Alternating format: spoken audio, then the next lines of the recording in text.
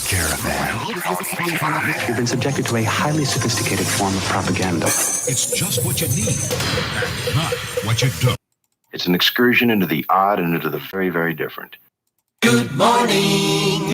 And a bright and good morning to you. Sunday morning, Sunday-Funday, if you want it to be. Tony Caravan with you. We got the old P hat on. And adjusting the old headphones. Mickey Mouse face. And I've got the caffeine and everything else here. So let's have some fun. Let's get into this thing. Let's get this show on the road. And let's see what our Weekend weather. No precipitation fell yesterday, which leaves the monthly total at 0.67 inches. This is 0.43 inches below the normal amount of 1.10 inches for March. The total precipitation for the season since March 1st still stands at 0.67 inches, which is 0.43 inches below normal. The total precipitation for the year is still 3.99 inches, which is 2.34 inches below normal. There were 30 heating degree days yesterday, which is 1 below normal. This brings the monthly total to 370, which is 55 below normal. The yearly total since July 1st is 4,809, which is 499 below normal.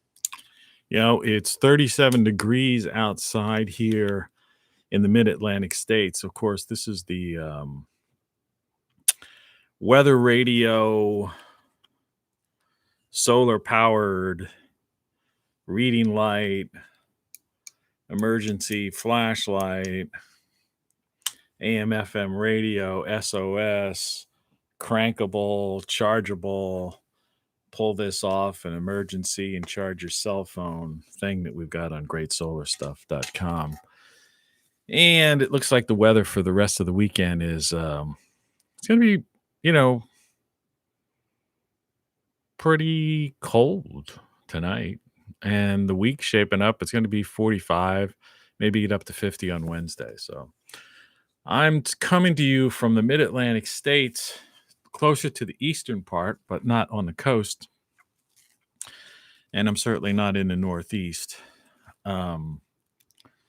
It's interesting. I was listening to, this thing has, that's the NOAA weather radio, which, despite storms, and they're all backed up with their generators and things of that sort.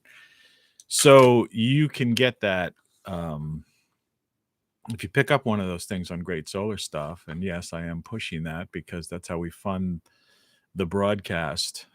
Too many yums. Between the headphones, this is a flow of consciousness today. We're going to mess around with that. We're going to see where that takes us. In my book, which we talk about, the second part of this book, besides I have a here's a sign. This is a signed edition. In case somebody wants a signed edition, they would have to contact me directly. But the second part, let's look at the table of contents briefly here. You can see that contents.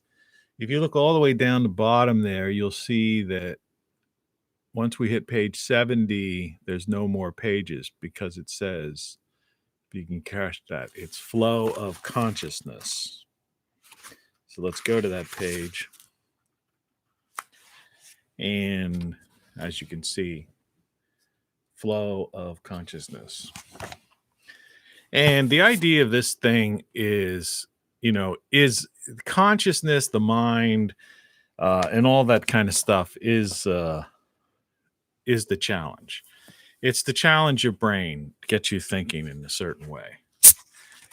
A little bit of caffeine in the morning. The time right now is 7:27, like the old airplane.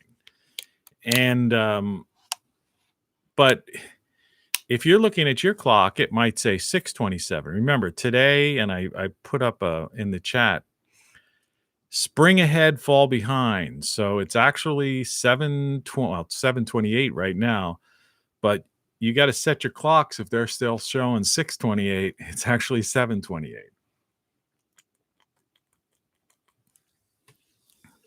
When I first woke up and looked at my clock, I said, hey, geez, I had an extra hour of sleep. And then I realized, nah, no such luck. Tony Caravan live, handkerchief and all. Finally, yesterday, I received a copy, 2 more copies of the Essential, and you should be able to see this, though. There's a hell of a lot of glare on there. Let's see if I can get it in a non-glare position. We don't need this. I don't know if was that adding to it, maybe? There we go. The Essential Beat Poetry of Tony Caravan. And as you can see, there's quite a few tracks on this thing. And this is available on Amazon. They had a thing called Media on Demand, which they, like many things these companies do, they're dropping. So, and this isn't available in digital form. So this is a classic. There's 2 songs that have been written since this Essential came out that belong on it. But I mean, this is some of the best. This is the good stuff. Virtual Cage and My Last Girlfriend didn't make it on this because they were written after this Essential album came out. But I would highly recommend you get this, and I would highly recommend that this track listing here, if I can, if you're watching this on a TV like I do, or if you just get close up, these are the songs that I recommend. I think there's actually a live version of a song called Happy Nightmares, which I don't think is actually available anywhere else.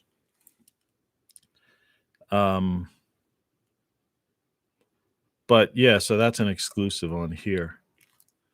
But anyway, if you would go to Amazon and look the Essential Beat Poetry, available in CD only, and don't ask me why they I sent them digital tracks, why this is only available. So this is going to become a collector's item. You'll say, well, who the heck are you? Why would you have a collector's item?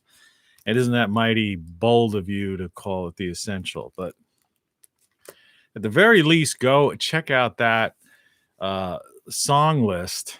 And when you go to Spotify, those are the songs to look out for, not the stuff from the previous album. And hold on a second, as I'll just get the previous album.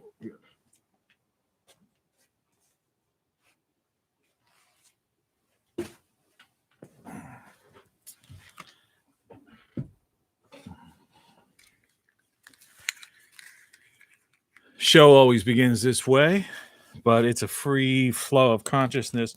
And this was the previous album, the one with that me with the beret on it. And the good songs on here is EWIK, which stands for Everything You Know Is Wrong. And it's the original version with the cat intro. And of course, the worst Christmas, Hanukkah, Kwanzaa song ever written or performed. I know there's a couple other songs on here that people seem to latch on to, but from my standpoint,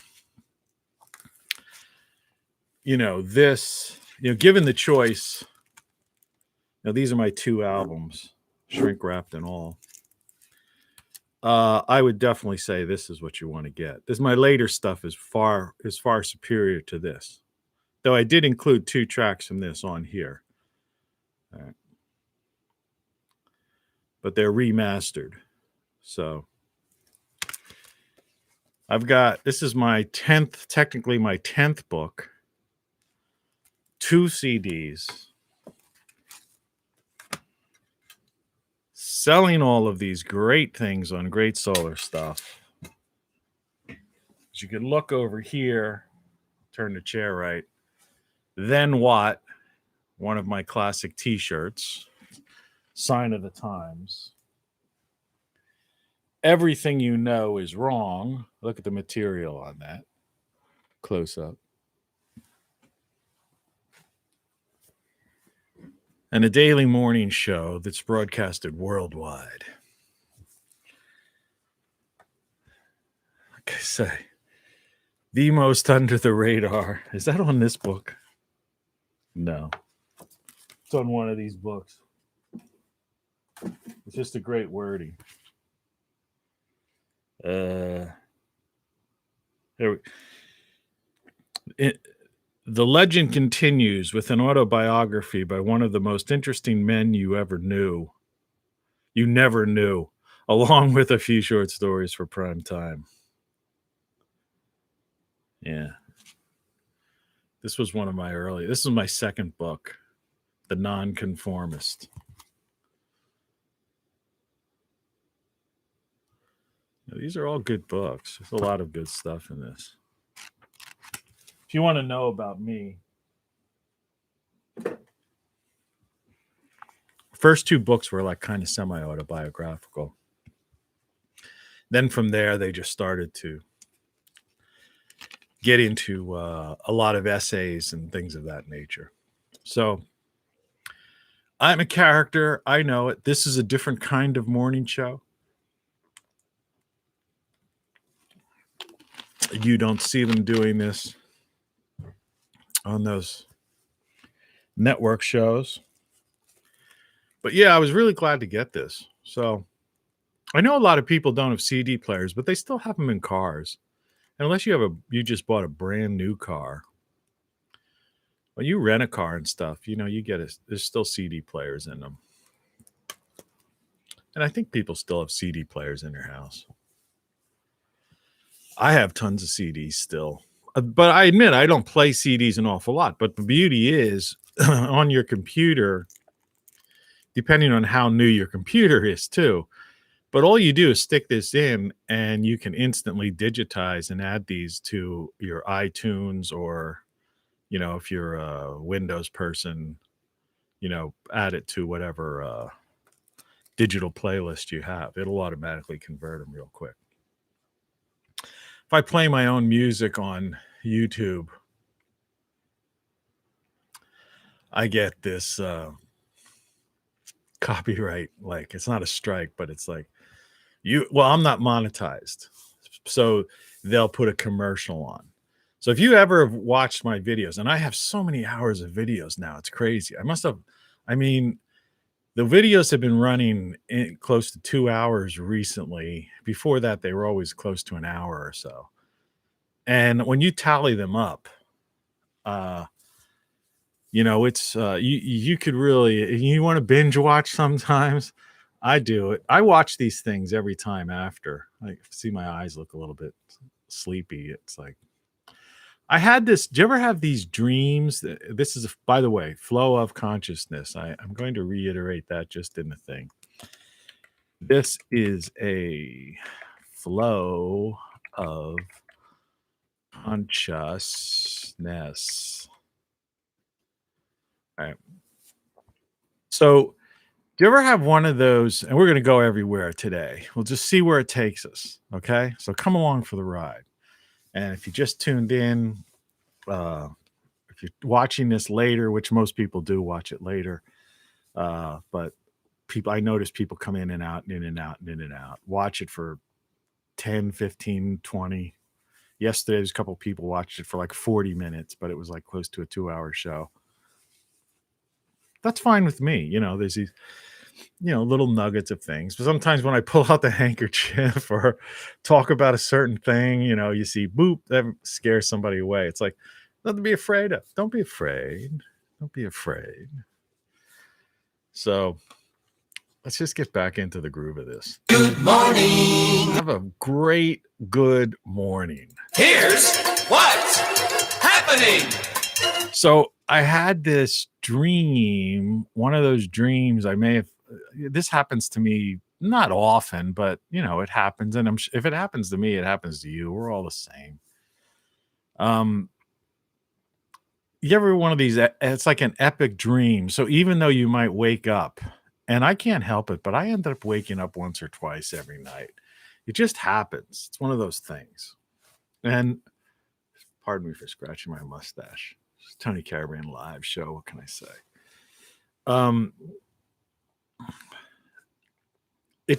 It picks up where it left off.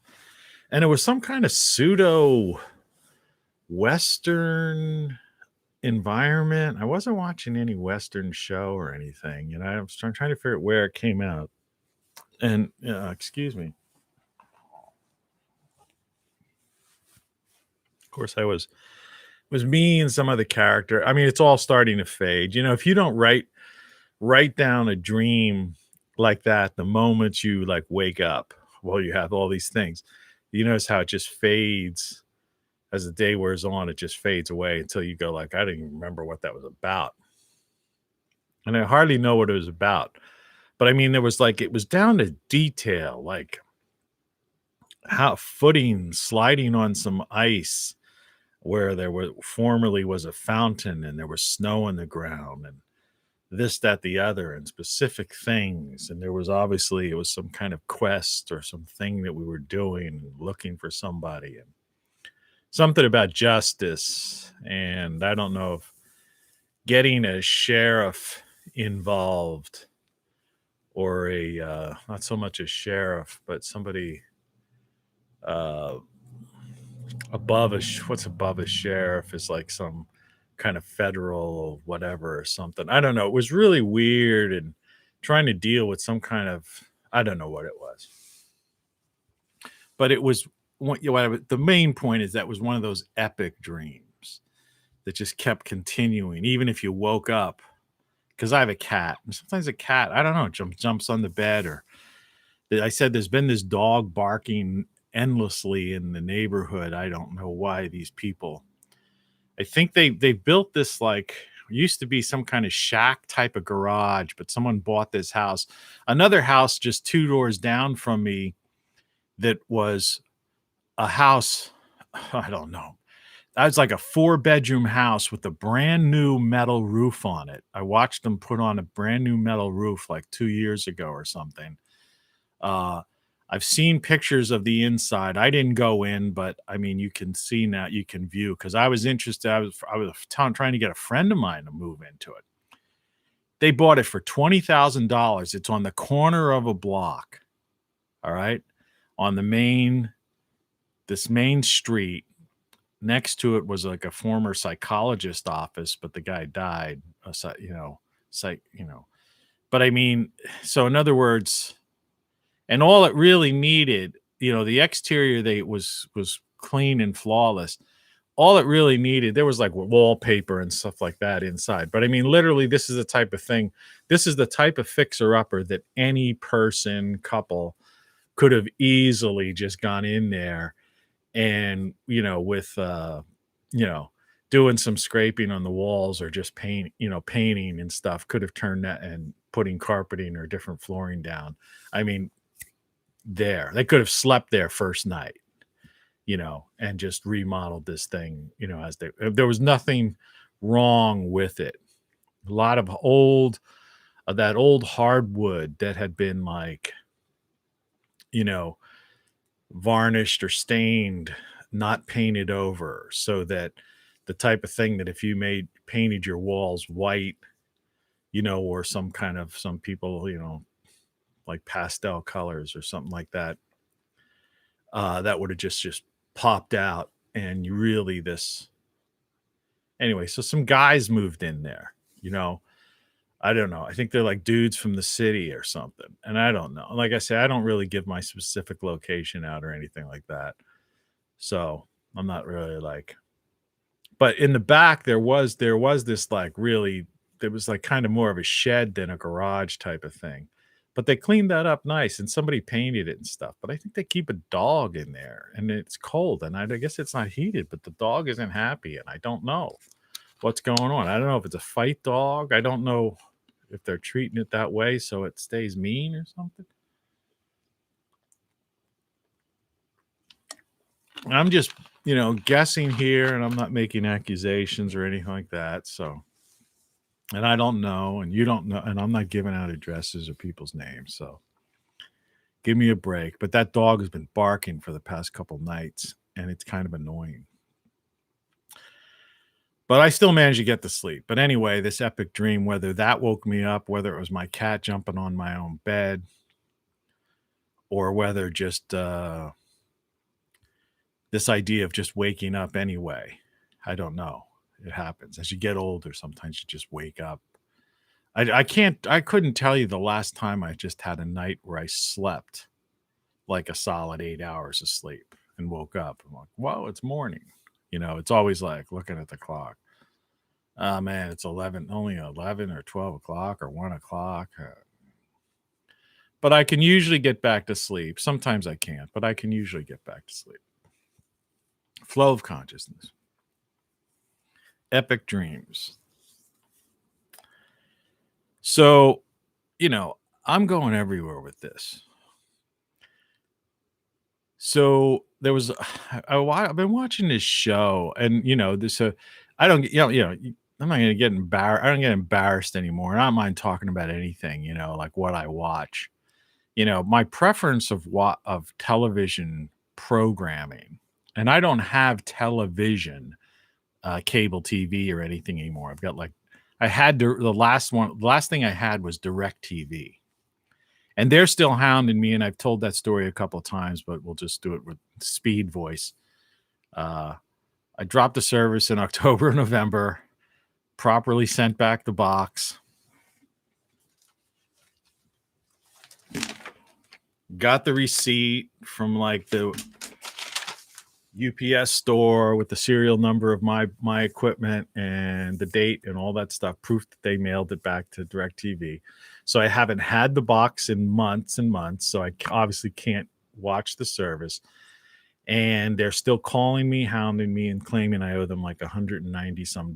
And I don't, because I paid my final bill, which was like the residue of when I canceled it back in November, and all it was due at the time was like $33. And I paid it online. Boom. The next time I looked at it, it said you owe $0. And then suddenly a couple weeks later, they're trying to tell me I owe them $191. Now they're hounding me, and I guess it's going to go in a collection. And have you heard the latest now? Now, of course, that probably won't. It takes time for things to go in collection.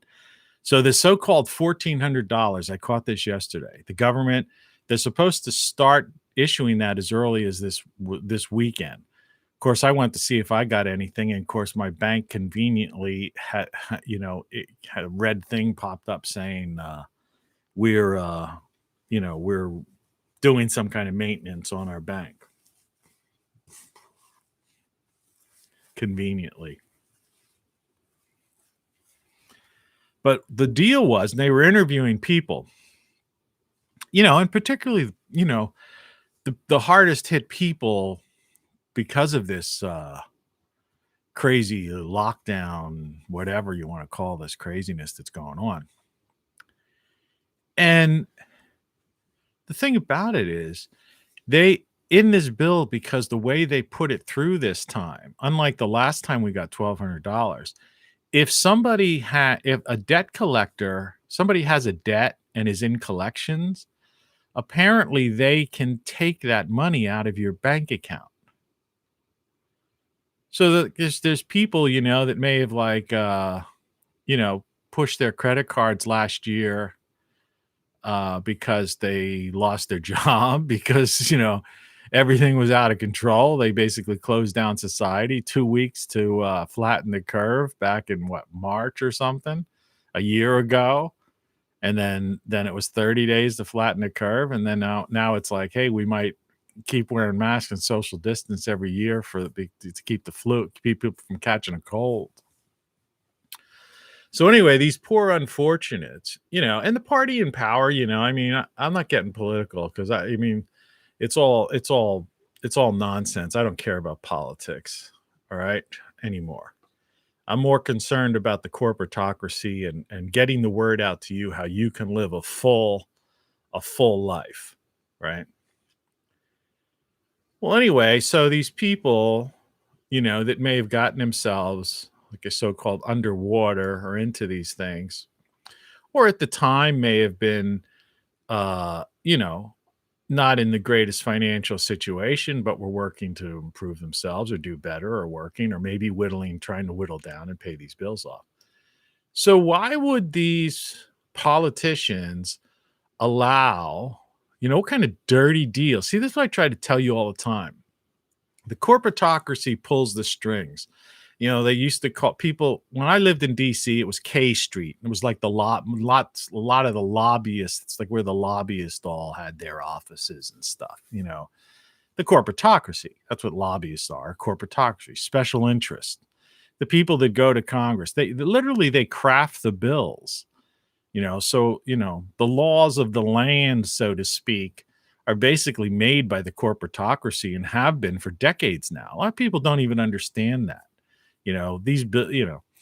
And so somehow the so-called your cult of personality favorite congressional, person allowed the corporatocracy to sneak in, some kind of amendment or some kind of wording or something in there that's allowing the corporatocracy to steal your $1,400. Now, what about the guy or girl who, man or woman or whatever, and I know how people are. I don't have credit cards anymore. I got rid of that whole thing. Okay. Because like I say, you've got to limit your exposure to the corporatocracy as much as possible. And that's how you can live a better life. You really don't need all that stuff. I mean, maybe when you're younger, you need certain things. Okay. But as you get a little bit older and older, you shouldn't be charging stuff. You shouldn't be doing that kind of stuff. So you're just going to get yourself into trouble. You want to be able to live free and live in as inexpensively as possible and not have this debt burden over top of your head. And that's how I was able to get this place. But anyway, to continue this story. So, a younger person will have several credit cards. A family these days, because a working person, what we used to call even the middle class, somebody earning what some people think is a decent wage, but the cost of living is so high. So I could remember, the first time I ever was making close to $30,000 when I was in my early 20s or something, thinking, wow, that's a lot of money, and went out and got a stereo system and stuff like that, and some, clothes or something, and did things. Like that was a lot of money, but the cost of living when I was 21 was like a fraction of what it is now. I mean, that it just every year the prices just skyrocket. I mean, I talked about it, even recently, on minor things like, the price of toilet paper is like almost doubled, through this so-called whatever the hell plague. But anyway, someone making $30,000 today, 40,000, even 50 is the equivalent of like the working class making $16,000 to $24,000, which was about the working class wage, going back to the early 80s or something like that. If you were making, it was like 18,000 to 20, 20 to the 20 in the 20s, that would be a working class job. And you pretty much you could pay your rent, have a car, and take your girl out to dinner on a Saturday night, may go on a vacation, maybe in the summertime. You could live life. I mean, you weren't well off, but if you were a sensible person, if you had a level-headed person could do that. Well, you're talking, that's almost like the way they calculate certain things. the poverty line in a lot of states is somewhere like around $12,000 a year, but they have some kind of multiple that shoots it up. I'm sorry, keeps me from bringing a handkerchief out. They have a multiple that that you could be so much over the poverty line is still considered, where it makes people eligible for certain things. And I think that takes it up to about 17 plus thousand, somewhere in that range. So almost 18,000. And so that means what once was considered, once you could get by with, is basically, at poverty levels now. And yeah, $24,000 a year might seem like a lot to some people, but it's $2,000 a month gross. But, and you probably most likely will get a refund at the end of the year. But, they're taking that money out of your, weekly or biweekly, whatever it is, paycheck. So you don't have an awful lot of cash, especially when, you're paying minimum, depending on the area where you live. The cost of rent is astronomical, and that's why you have to get, that's why I keep sorry, the cats around here and all kinds of things going on. And that's why you have to, you don't have to, you don't have to do anything. That's one of the main things, takeaways from me, is that I'm a libertarian thinker. I don't ascribe to any political party. I get sent things all the time. My name's not going to get signed, and I don't want to be on a list of any political party.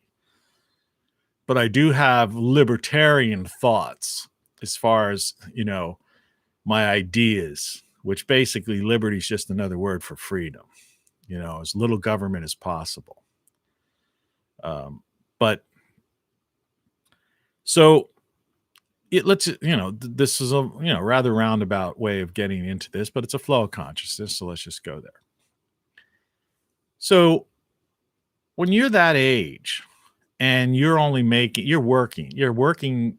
they call working class, John Lennon's working class hero type of thing. And just trying to live life, have fun. Cause that, what is life about? So you probably have a couple of credit cards at that point. I did. Most people did. And, and every now and then you might splurge and do something.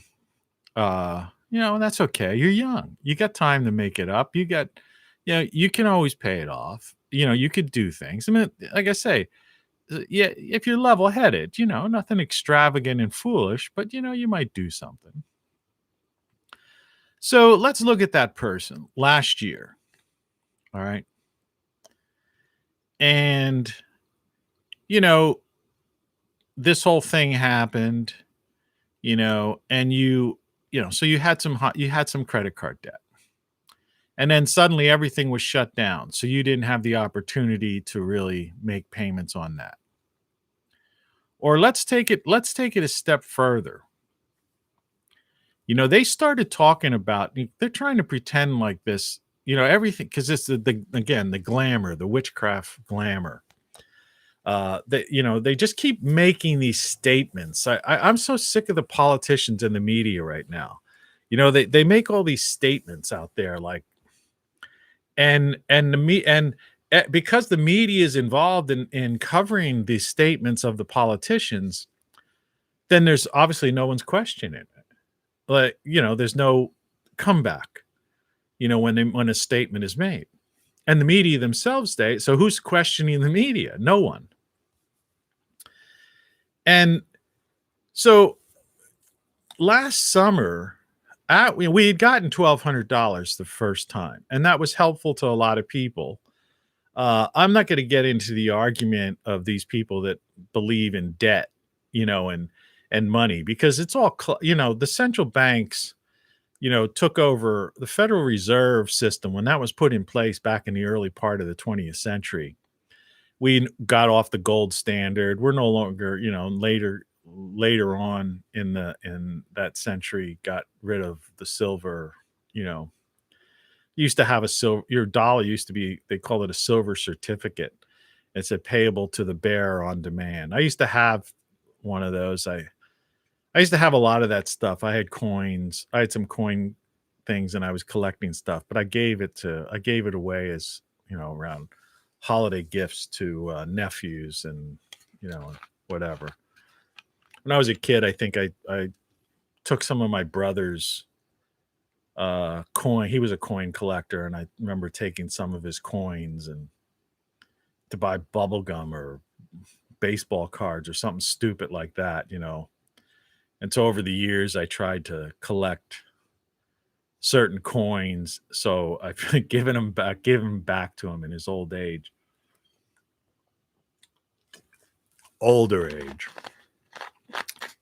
So I don't really have any of that stuff anymore, and if I do find it, I'll give it to him or somebody else. But yeah, it used to say payable on the bottom of the bill. It said payable to the bearer upon demand in silver. But when the Federal Reserve took over, that was when we had what was called fiat currency. And that was leading up, and that was the war, the Great War years, WW1, WW2, right? And that's when all this, government spending and government programs, particularly World War II, all these government programs became there. And Social Security was created and all that kind of stuff. And there were people back then that were, certain economists that were, anti this. And, speaking of libertarians, that's why I say I'm not a libertarian, because the Libertarian Party, all right, forget about I have libertarian ideas, that's two different things, Libertarians, those people are very strict about,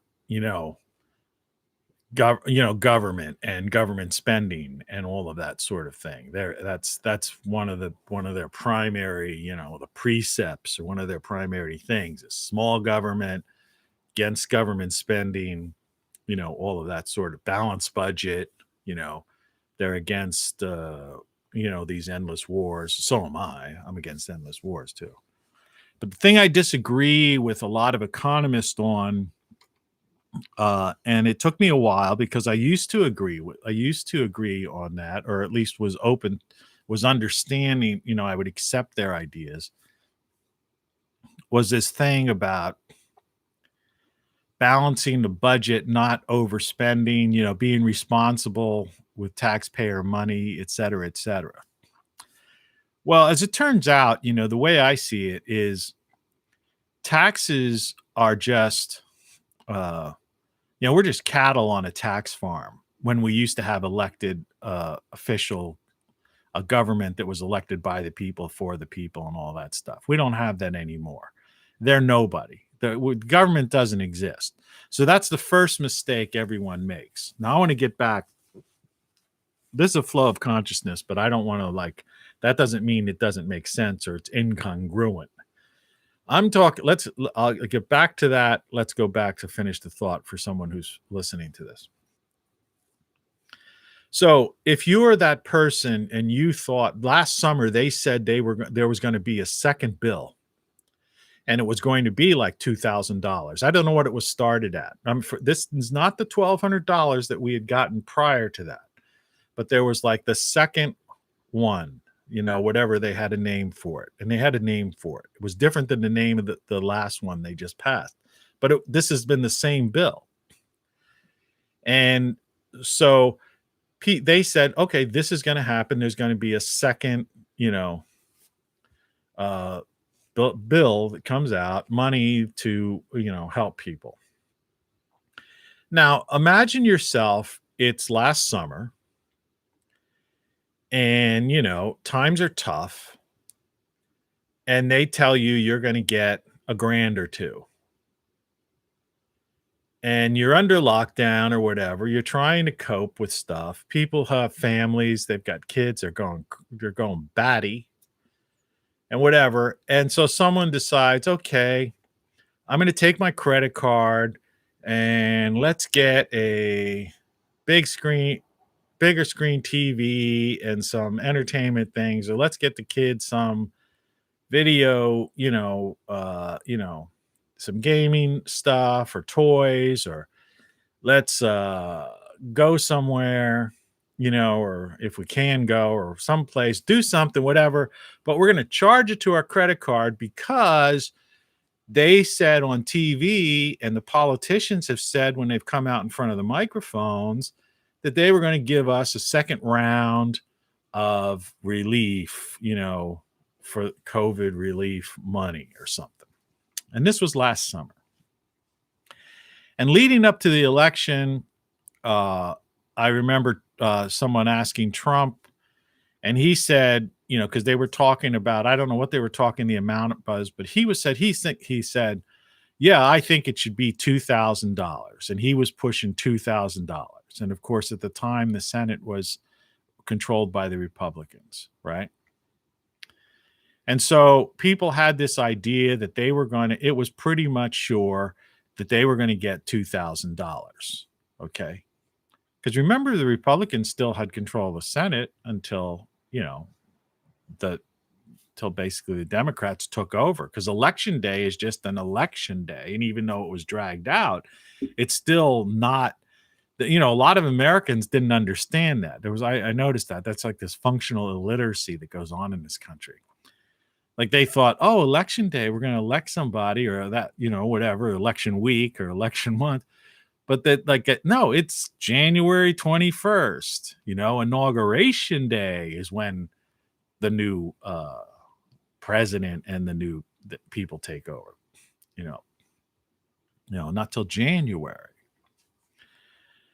And so if you had a credit card and you had the Democrats and Republicans both telling you last summer, right up to the election time, that you were going to get $2,000, you got a credit card and you're in this situation. Well, you go out and, what they call a capital expense.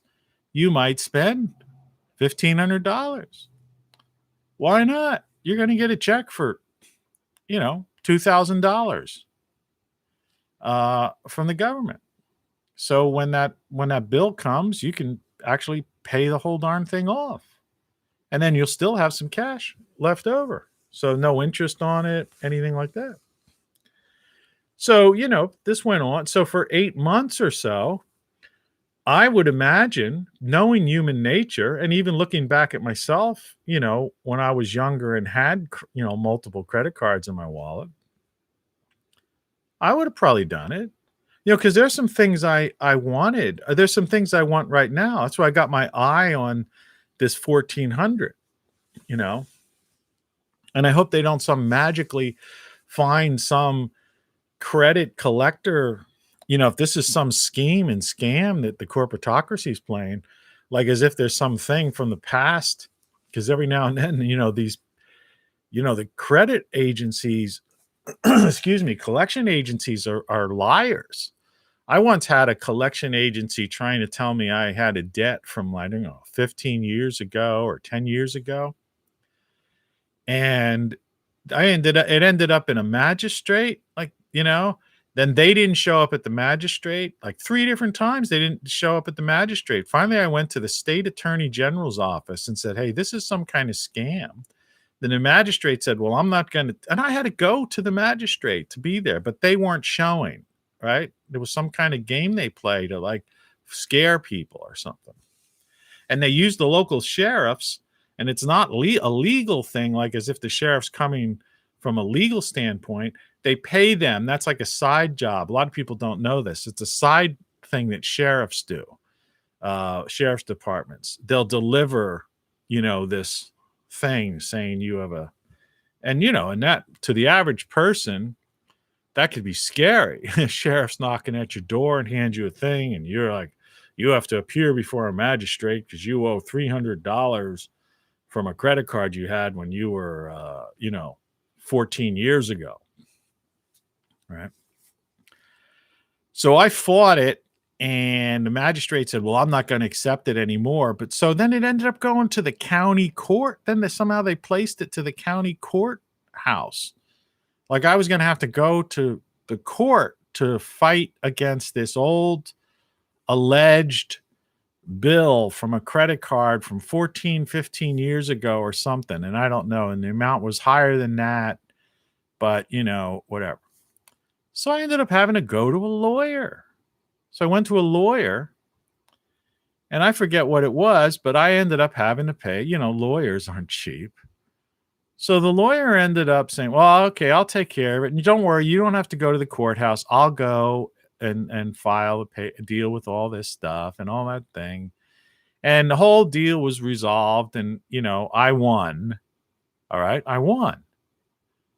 But the lawyer fee was like $300 to $400, which was basically what the collection company was trying to get from me. And that's the scam they do. They figure you're going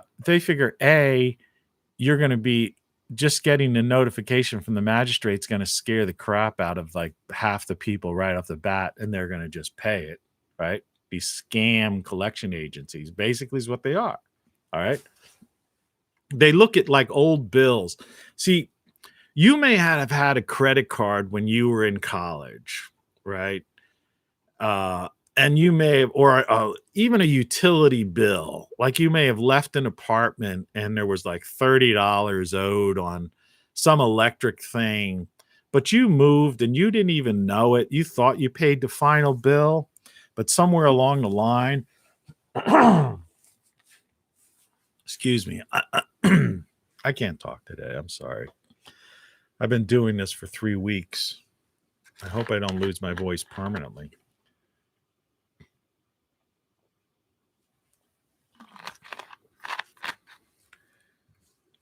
And I know this because it's happened to some people, and particularly one person told me this story and went through this.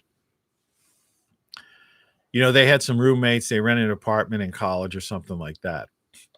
And years later, she got this thing about owing one of the utility companies a certain amount of money. But what happens is collection agencies buy your debt, these alleged debts. If she would have known she owed $15 or $30 or $50 or whatever the heck it was back then, it would have probably gotten paid. Well, what they do is they buy these for pennies on the dollar. So if a debt's like $50, they might only pay $5 or $10 for that. If $300 thing, they might pay $20 for it, $25. I mean, they sell these in big groups, so it's not, a credit card company or a utility company might package, thousands of these things together, ranging in, the prices from $20 to $100 or whatever it is, but all en masse, these things represent thousands and thousands, tens of thousands of dollars, right? So these collection agencies, they buy these debts, these names, and then they use these tactics. And because our Congress, remember, they're part of that's the corporatocracy has put in these amendments and slid in these sleazy little things into these bills, right? When you see a bill and it's like stacked this high, but the whole purpose of the bill is just is something that could have been written on, 25 pages, but instead it's 1,200 pages. Well, there's all these things in there. They used to call it pork. So some of the House of Representatives, senators have got all their little pork things in there. But then the corporatocracy, these lobbyists, the K Street, people, they've got all their little things in there. Nobody even knows about that stuff. It's never discussed. And the media is part of the corporatocracy, so the media won't report on it. These are the things. This is what destroyed why I call it the former United States of America. Because, those poor brothers in arms that lost their lives and limbs right? And many who have committed suicide coming back to a country that they thought they were fighting for freedom and fighting for us. And they came back. And what did they come back to? Finding that the corporatocracy is running this country and that freedom doesn't exist anymore. Right? You know, forget that Greta, how dare you, talking about some fake green CO2 thing that makes the planet greener and crop yields higher and, you know, gives us CO2 or gives us oxygen to breathe. How dare they do that to the patriots who served this country and thought they were protecting our freedom? And they come home and it's like, freedom? We're under lockdown. Freedom? Wear this mask. Freedom? You own a small business that's closed. Sorry. Freedom? You know, this injustice here. Freedom? Where's freedom? What did I do that for? You know? And so they put all these sleazy, this corporatocracy, the puppeteers, the people pulling the strings, okay? Politicians way down here. I do this all the time. I'm going to do it every time anyway. The president is not the leader of the free world. The free world no longer exists. Remember, what freedom?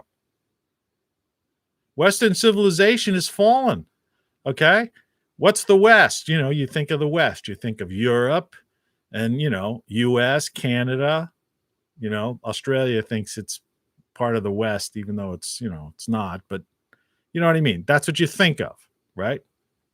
What freedom? Look at every one of those countries. The UK is in way worse shape than the US even. What's going on over there is like downright outrageous.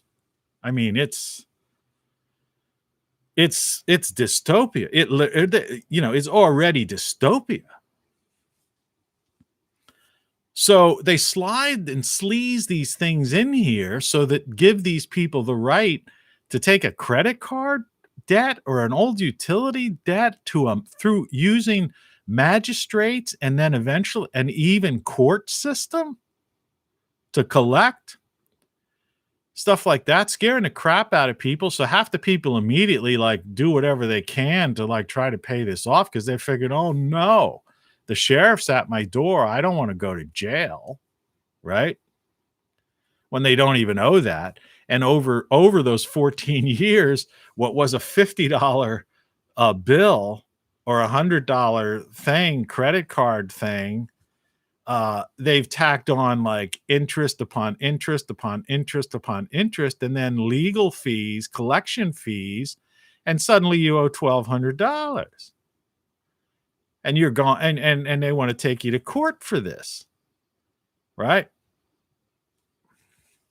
Garnish your wages or something. And you're just trying to make a living. You're just trying to get by. You got a new baby on the way or something.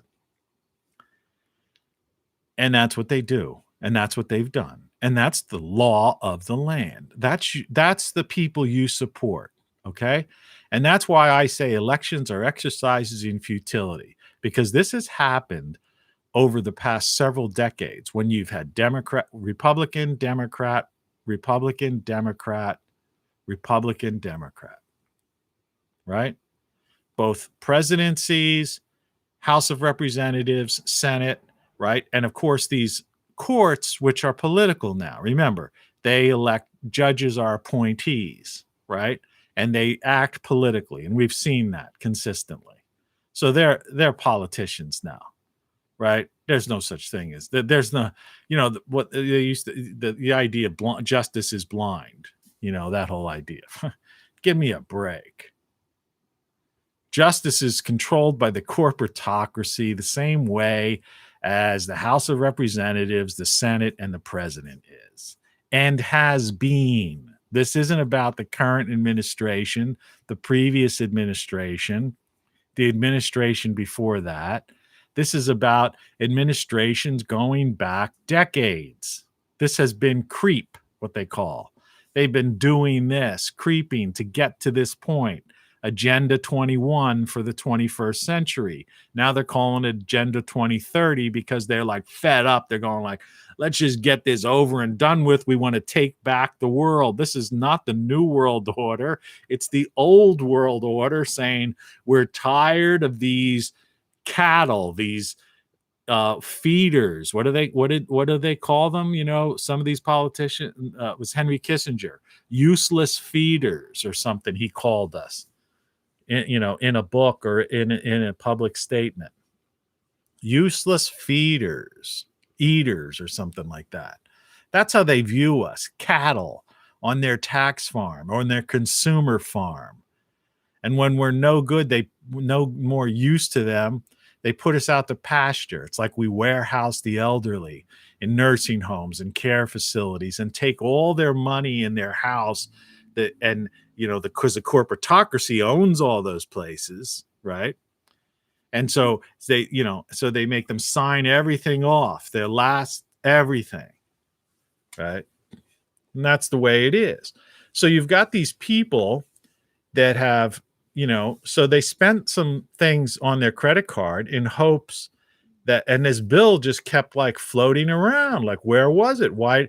Oh, well, we can't give the 2,000 before the election because someone might think that they might look at that and go, wow, Trump sent us $2,000. I'll vote for him. And so then they couldn't do it after because I guess, it was political.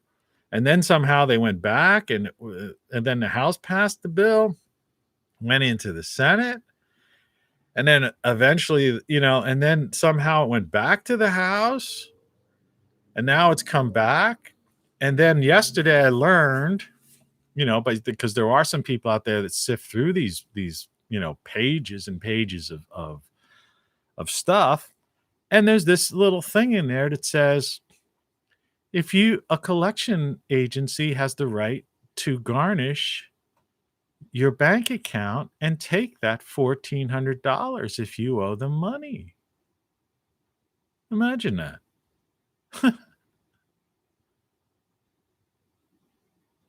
And you don't, and there's people watching this stuff. They come in, they come out, and they don't want to accept the fact that I'm trying to tell you this, about what I call this unholy alliance, the unholy trinity, the corporatocracy is at the top. Okay. Make no mistake about it. They're the puppeteers. They're the all powerful. All right. They're the all seeing eye at the top of the pyramid. Forget about the Illuminati and all that nonsense. That's like woo-woo, hocus pocus by a bunch of YouTubers and weirdos that are just trying to make a buck selling you potions. I'm not trying to sell you potions. You know what I'm saying? I'm saying buy something that's good for your life. Right? Right? Or maybe listen to some music that actually will turn you on to these ideas. Buy a book that'll do something like that. No, I'm not telling you to take some pill or some potion or that I'm trying to scare you like this. All right? This is the state of mind of most people today in the U.S. They're scared. They get scared. The crap scared out of them by these people, by the media, right? Who keep putting up these insane, the whole time we're putting up all this crazy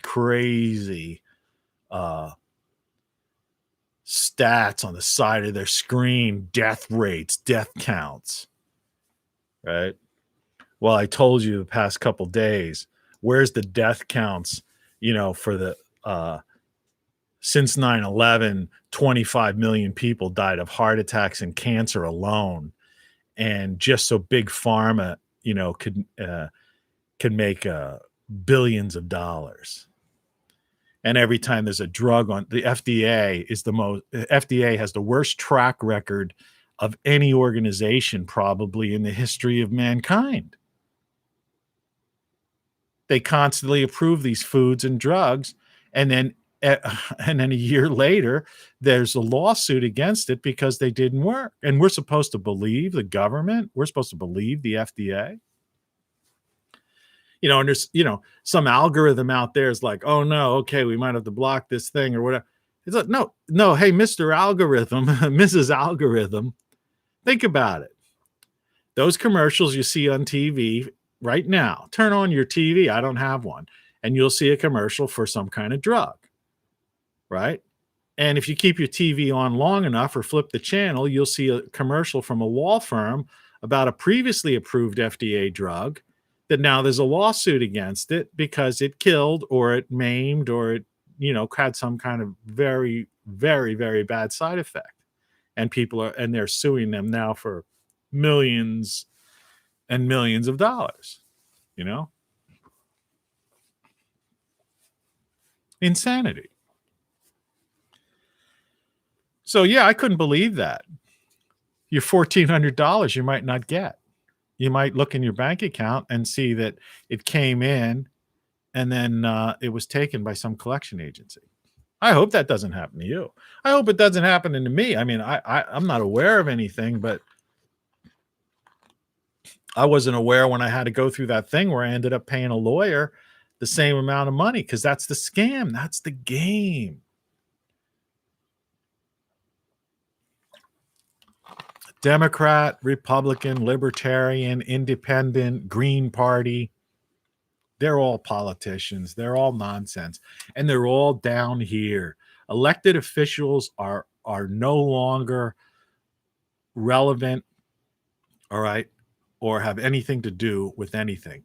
They're all just, they provide content for the corporatocracy media, all right, to weave and spin and use as content so they could sell the media is used car salesmen and drug salesmen. They sell, for big pharma, they're selling drugs. And then commercials for lawyers that basically go after those, those drugs that don't work, kill people, and then they, sue them for it. And you don't have to take my word for it. If you, like I say, I don't have the TV anymore. All you have to do is turn your TV on, like I said yesterday, for a half hour, or flip around to a couple of, channels, and you'll see. You've seen, what I'm talking about. I shouldn't have to, elaborate. Anyway, so that's enough of that. I'll tell you. Let's get this show on the road. So, moving right along. So we're coming up on springtime, and today was spring ahead, fall behind. So you've got your clock. If you're just tuning in now, the time is 8:25 a.m. That's Eastern Standard Time. I'm situated in the mid-Atlantic states. And so put your clock ahead. It's not really, it's later than you think. So, but you're also, don't let them continue this endless fear mongering, right? And this no fun allowed, right? These are the two takeaways of the past year, right? Scaring the crap out of people, all right, number one. And for the people who, aren't easily scared, but most people are scared of things. That's the sad part, government announcement, do this will kill you. Look at the side of the screen. There's been so many hundreds of thousands of deaths, despite the fact that the CDC said they were counting everything. Was it the NIH or the health organization in Britain basically came out this year and said there were 0 flu deaths. Like 0. Not 10, not 1,000, right? Every year there are thousands and thousands and thousands. In the US alone, I forget what the number is, but it's, tens of thousands of people. People make it seem like people don't die of the flu and, pulmonary diseases and things like that. Millions of people die in the US of all sorts of things every year. Okay. But for some reason last year, no matter what you died of, it was put down in a specific category as if it was part of this plague. But, over in Britain, they actually had, I can imagine that. They actually had said that there were no deaths, no flu deaths. Well, then you're saying what? Oh, because people wore masks. Look, masks don't, what kind of mask were they wearing? Were they all wearing N95 masks? Because if they're wearing the bandanas like the things I wear in the supermarket, you know, that's not protecting me and it's not protecting anybody. All that's doing is giving me admittance into the store so the manager doesn't say, "Hey, where's your mask?" Right? I mean, there's so many holes in that thing. You've seen the things. People take a puff of a cigarette, right? And it comes out all sides. Or those people go out in a cold day and they breathe, and they just breathe and you see. Well, what do you think? This, this virus supposedly is in water droplets, in microscopic, it's particulate matter. And why? What about the eyes? The eyes are connected to the same whole system, right? Somebody gets into, somebody's crying, and then they end up blowing their nose. Do you ever wonder why? Because it's that the whole system is connected. All right. So why didn't they make us wear like these underwater goggles? Right? Nobody ever asked that question. Why did they make us wear underwater goggles? I mean, because you're talking about water droplets, microscope. It's in your eyes. And then remember, I haven't said this in a long time, so it bears repeating. That what I used to laugh about the social distancing, but I don't know, maybe I was responsible for it, where they used to have the game pieces on the floor. In some areas they probably still have it, but I noticed in my supermarket they got rid of them. They were these decals. So it's like you stand here, you stand here. It was like you were on a board game, right? And my thing was, and I used to say it out loud while I was in there. I said, okay, well, if social distancing means I stand on this circle and you stand on that circle, and then when you move to the next circle, I move to your circle, well, aren't I in your airspace? Right? This thing doesn't just magically dissipate, and sometimes lines move faster or not faster. So, you can't say, well, it would have dissipated, but no, it's not like I'm standing in a line for an hour. Sometimes you're only in line. The lines move pretty quickly, especially, these lines outside of stores and stuff, or people coming in. It's like you're going right. Why social distance when you're going in that person's exact airspace? And that's where I say, it's a combination of the school systems indoctrinating people to where they're just put out these functionally illiterate people that just don't use their mind. They don't think. They have no common sense. To propagandizing on the media and forcing people and scaring the living crap out of them. Right? And then there's another group of people like me that just see this as these people no fun allowed. Like they're just trying to, like, I don't know, play some kind of game. They don't want us to social gather because they're afraid we might talk like this among ourselves and say, hey, yeah, you're right. That is ridiculous. You're walking in the same person's airspace, blah, blah, blah. Or like, yeah, this is ridiculous.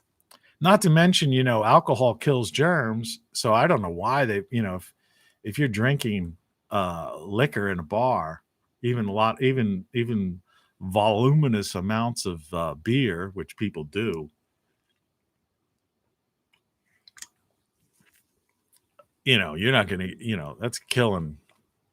When you get a shot, they put alcohol on there.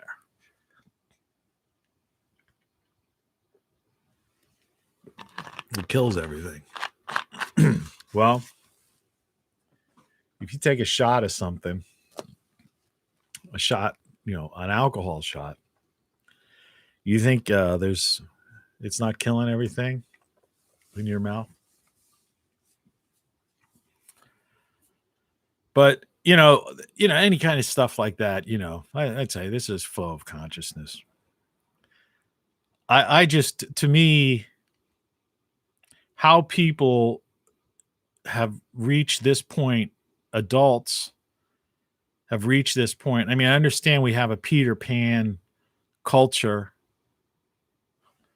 Well, that was kind of frightening. I got it. An email popped up, and it's a first of all, it's to the wrong person, and it's a Nugenics, one of these spam things. Have you noticed that? Have you noticed the uptick in spam?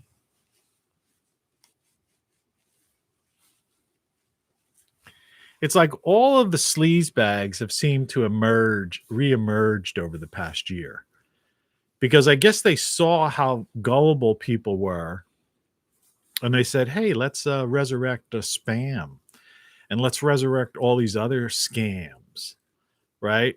And there's probably, these people are sitting in their houses, and they've got, they got their $1,200 check, so they bought some kind of scammy, software stuff, or subscribe to some kind of thing, or buy these lists, because that's how that you could buy lists and anything. You could.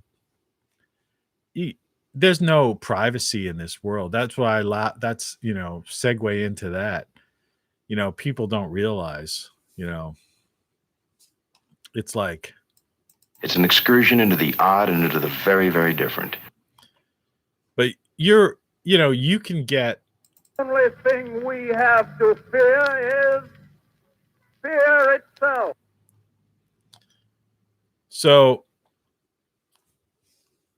they know everything about you. And I talk about this often, but since this is just a free flow of consciousness ideas, just touch on things that have been talked about that maybe you missed on a previous time. It is sunny today, right now, here where I am. The sun is bright. It's literally bright. If you notice that this side of the room is light, that's the side facing the street. Even though I put a plywood board, I had a big picture window, but I put a plywood board, which I painted to match, my frame, so it doesn't look like I've got a plywood board over this big picture window. But, you may think I'm strange, but the front of my house is presentable. Okay. It's not like I've made it unpresentable. And I've got video cameras and different things like that, but, my idea is to be prepared for, the worst, without being like a, obsessive person or a prepper, as they call it. And I had this big picture window in front of my house, and I just don't want anybody throwing anything through there, or if there's food shortages or something like that coming down the pike, once this first of all, let's assume that people get their $1,400. But let's also assume that what if in a lot of cities and stuff, the poor working class people, the type of people that take to the streets in a lot of instances because of the injustices, it's like, I believe that from my standpoint, protesting and things like that are exercises in futility, because nobody's really listening. It's just free content for the media to cover. Right.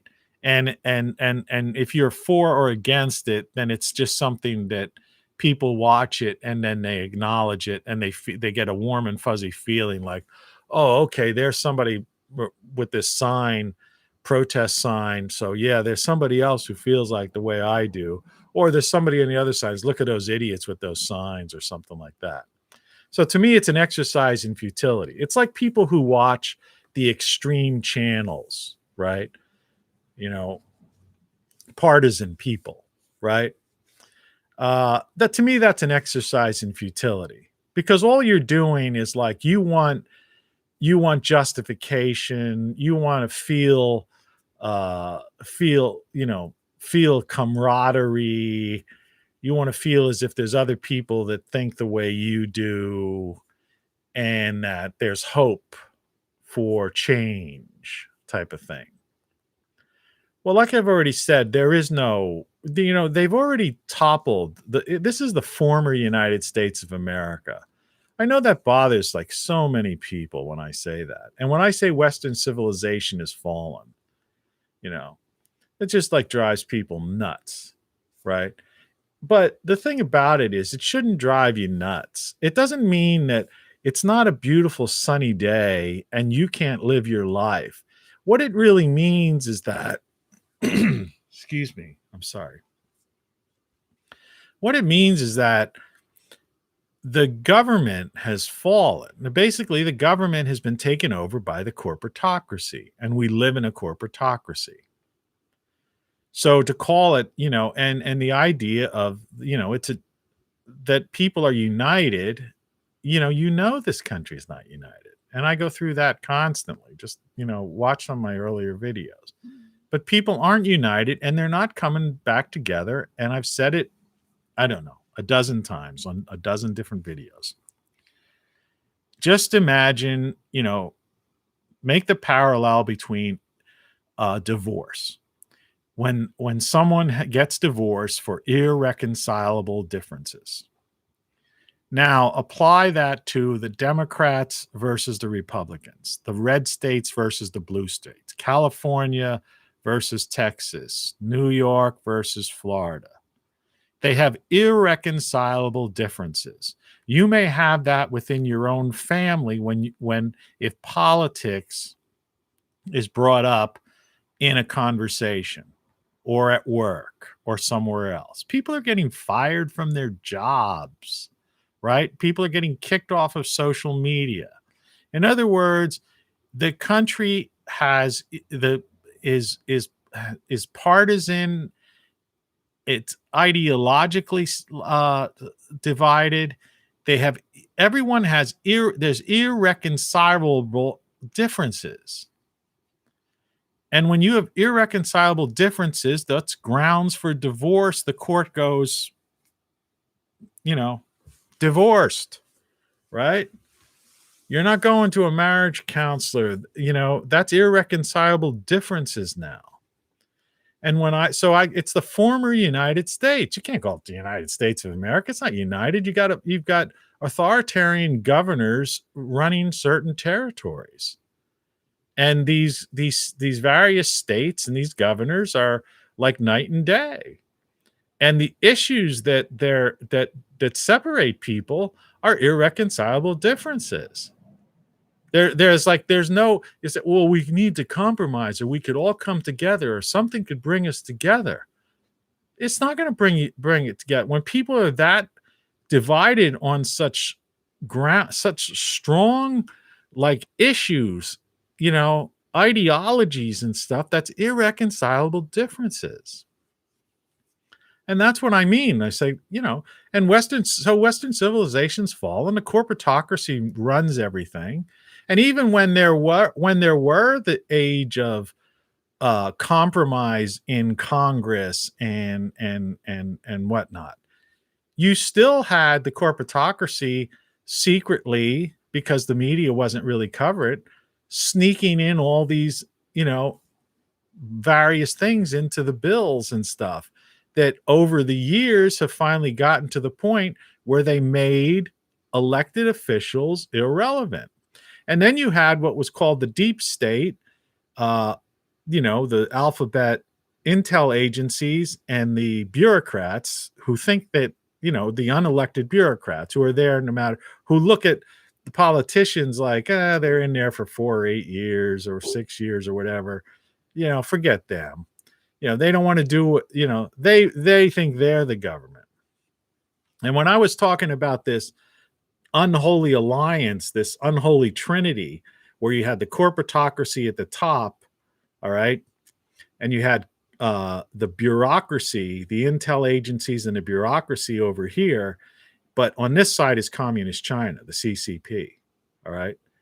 And all these people right now, that's what's going on. They're all kind of working in tandem to, because each one of them, they want to totally, that's the Great Reset, okay? The World Economic Forum. That's why you had that picture of, of Xi from China, this thing that I brought up on multiple occasions. Let's just put this in in view. That's your, that's Xi. Let's lighten his face up a bit. You see, you know who I'm talking about. May enlarge that even. And make sure you can see the World Economic Forum there. That's this year at the World Economic Forum. I've talked about this on multiple occasions. This picture is nothing new for you if you watch my show. Okay. Well, that's the rung that, you know, that's the thumb. Okay. At the top here is the corporatocracy. And if I bring in the other hand, this is the bureaucrats. All right. These and the intel agencies. All right. And that forms, imagine this triangle, right? And remember, the corporatocracy is up by the top here. That's the all-seeing eye, you know, on the dollar bill type of idea. And it's not the Illuminati or any of that stuff, okay? This is the old world order. In fact, you know, the thing that could save us actually are the secret societies and the Illuminati, because they actually have all that information that can basically topple the old world order, right? The media is part of the corporatocracy. But Xi here and the communist Chinese, 1.5 billion, okay, they are still a powerhouse. People try to play this down as if, oh, they've been hurt, you know, no. 1.5 billion people. There's only 350 million people at most here. In other words, they have 1.2 billion more people than us even, and a greater landmass. All right. Larger military. And it's authoritarian. It's a dictatorship. It's a communist Chinese party rules that place. Oh, sure, they've got some Kentucky Fried Chicken restaurants, and, you know, the bankers are over there trying to make some money and doing some stuff and building some buildings around Beijing and these other places and stuff, right? Sure, they'll take the money. They'll take anybody's money because they want to rule the world. But you're talking about, and they've got nukes, okay? They're a military economic powerhouse. This is socio-economic geopolitics, right? It's something that's not discussed on TV, all right? Now get it through your thick skulls, you know? My God. And so the communist Chinese, the corporatocracy, and the bureaucrats and intel agencies, they have got this unholy alliance that are working with this World Economic Forum Great Reset. But the thing is that none of those parties want the other to be in charge. They're all thinking, well, once we get to this agenda, once this Agenda 21, Agenda 2030, the Great Reset is implemented and is at the point of no return, which is happening right now and will happen within the next 6 to 18 months. All right. But it's happening so fast that I'm kind of revising those numbers because I think it's going to happen. I think definitely we're going to see that by the fall. I think, in other words, where the country is divided and gone, the former United States, due to irreconcilable differences, Western civilization has fallen, years ago. This Great Reset is going to take hold like this fall. So forget about 2022 elections or anything. Forget about anything that has to do with politics. Politics is just content for the news media to sell used cars and drugs on TV. That's it. It's content. It's a diversion from what's going on. And you're saying, well, why is nobody talking about this? Right? Well, why would they? Right? Why would they tell you what their plan for global domination is? Why would they tell you that they look at you as cattle on their consumer farm, tax farms?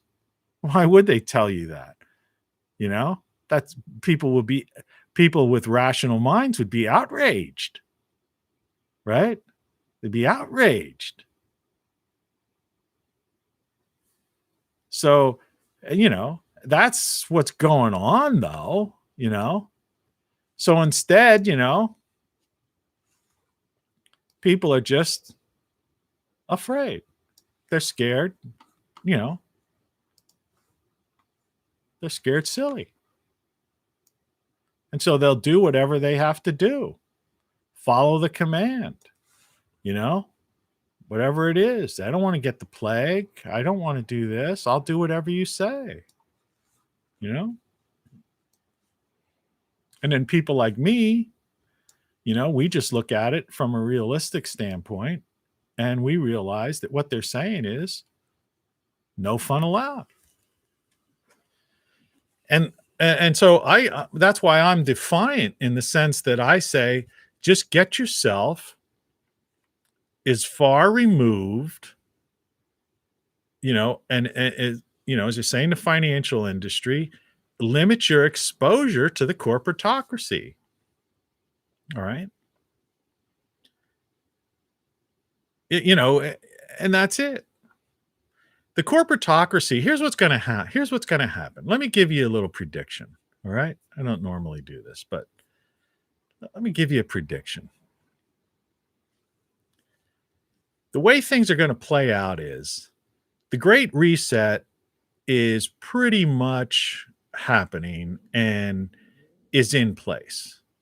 If you pay the slightest bit of attention to what's been going down just in the past 2 months, okay? It's coming up on about 2 months now.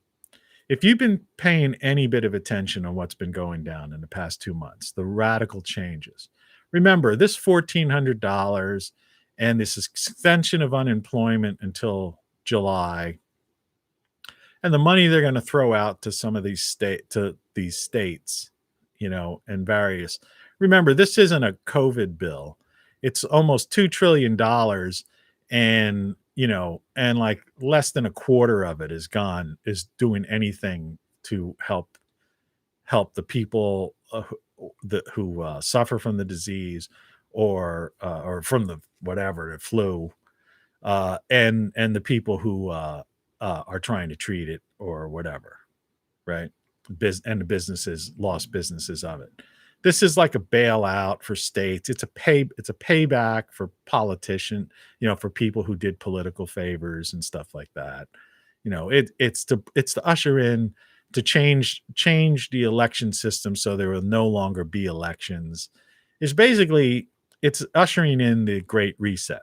All right, to eliminate organic fossil fuels and to create, it's basically world domination control. Okay. You don't see that, I don't want to call anybody a fool, but if you can't see that, you're a fool. All right. You might as well be, Hello. Hello. Hello. Hello. You might as well be the Three Stooges. Okay. And in my mind, that unholy alliance, they're all the corporatocracy, the bureaucrats and alphabet intel agencies, and the communist Chinese. They are the Three Stooges.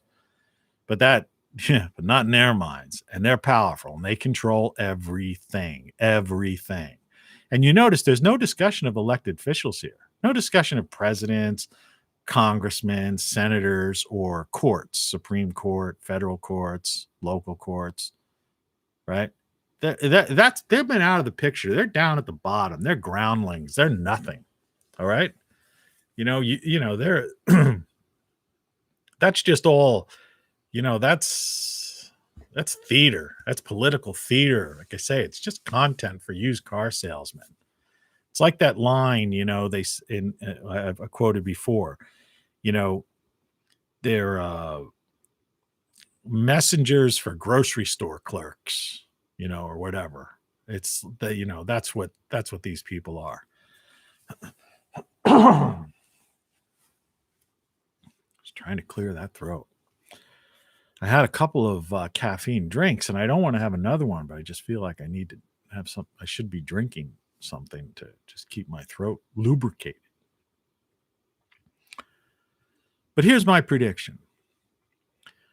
The Great Reset has pretty much, and especially with this latest bill that's passed and the way that government in the US has been eliminated and completely co-opted and taken over by the corporatocracy. So that number one is a fact. If you don't accept that, well, you're just a dreamer. You're an idealistic dreamer, and there's nothing you can do. If you protest, if you get involved in these kinds of protests and things of that nature, you're wasting your time. You're arguing with people on social media. You're a fool. It's an exercise in futility. I don't know why you're doing it. If it's a hobby, then look at it like a video game or something like that, because it's just a game. All right. Game of Thrones, but it's, but a game is the operative word. So what's going to happen is that here's the first phase, and it's already begun. The corporatocracy is going to take over the alphabet intel agencies and the bureaucracies. Okay? The corporatocracy includes big tech. Big tech has control of big data.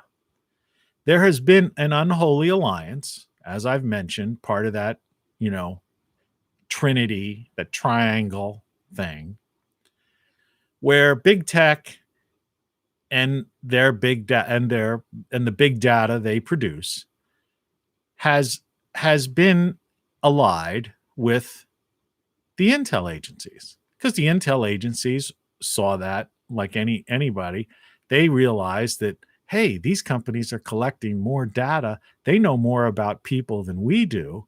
In fact, they have data on everybody, and we, go through FISA courts, and we go through all these other things. And even though we lie about that and cheat and steal and do the things that we claim we don't do, that we do, such as, NSA, domestic spying, CIA, FBI not functioning as a law enforcement agency, functioning more as a political wing of the corporatocracy, really. All that jazz. What they don't understand is the geeks in power, big tech, and their big data, that just like in a political thriller, even, just a Bond film or something, or one of those thriller movies that just keeps taking like another, just when you thought it almost ends, then it takes another turn and some new thing, and then there's another development there. It's like I've been watching Beauty and the Beast, the second one, not the old-fashioned one, the series. And I just wanted to get into that. And just like every time they seem to get, this is a little bit of a spoiler alert, but I haven't seen the end, so it's not really a spoiler alert, but it's a storyline thing. It seems like every time they think they've defeated the people that were behind a certain thing, there always seems to be somebody at a higher level and somewhere else that's there. All right. And that's the way it really is. Okay. I also wanted to talk about, girls with smoky eyes. There was a line in there once where the two girls said, what should we do? Go out with smoky eyes, to this event. It's like, it's hard to find a girl that likes to put on, eye makeup. And they think it's like too sleazy when they put on the smoky eye things. But you know what? Secretly, and a lot of guys, guys like that kind of thing, Yeah. Anyway, you got smoky eyes, come on over. We'll open up some beers and hang out at my bar in the house today. I'll play some great music for you. I'll just sit across from the bar, just looking at your smoky eyes. All right. So, quick aside, it's Flow of Consciousness. I remember I started that. I wanted to finish that thing. Yeah, Beauty and the Beast. Yeah. So, what's going to happen is the corporatocracy is gunning for the intel agencies. The bureaucrats are no longer necessary. The NSA is no longer necessary. The CIA is no longer necessary, right? Even the DIA, all right? And there's other agencies out there that people have no idea. There's other alphabet groups that, alphabet agencies, organizations within the government, all kinds of little black holes that where money goes and are funded and that are up to no good, including like the FBI as a law enforcement agency, the DOJ, I mean, these were political entities, but when politics died, they became wings of the corporatocracy. So the corporatocracy already is exhibiting major control over the Department of Justice / FBI, right? I mean, the DOJ already controls. I mean, the corporatocracy already controls the FDA and the CDC, right? I mean, that's why they're allowed to exist. If anyone with the track record of the FDA would not be allowed, would be abolished if it wasn't protected by the corporatocracy, and if the corporatocracy wasn't in charge, right? If the government was in charge, the FDA would be abolished. I mean, you couldn't clean house. It's like when they say, well, there's a few bad apples at the FBI or the CIA or some of the top, the seventh floor or something weird like that. It's like, no, you don't get it. No, this is like, they would be, you'd have to clean house to get everybody. All right. So the corporatocracy they have that data. They have the information. All right. They may have worked and developed these robot soldiers with DARPA and the DIA is involved in, and future, super soldiers are basically more robots, and drones and other weaponry that is unmentionable because it's such high level of classification. But the corporatocracy knows all about it. The corporatocracy, helped develop that stuff. All right. And so what do? And that's a redundancy. That's an unnecessary redundancy. And the corporatocracy wants global rule. All right. That's what this is all about. The Great Reset, World Economic Forum. And the globalists are in partners right now with the communist Chinese trying to push China. Our own president he said, oh, well, it's just cultural differences when questions were brought up about China's human rights violation, theft of intellectual property, concentration camps, restriction of freedom, disappearance, killing of dissidents, squashing of freedoms in Hong Kong, right? These are real, like, big deals, man. These are big deals. This is like going back to the early part of the 20th century type of high crimes against humanity that this guy right here and the Communist Chinese Party. I mean, this ushers back to some of the big horrors. And remember, communism and what they're a continuation of communism that is responsible for killing hundreds of millions of people in the world. So this is, that's a big deal.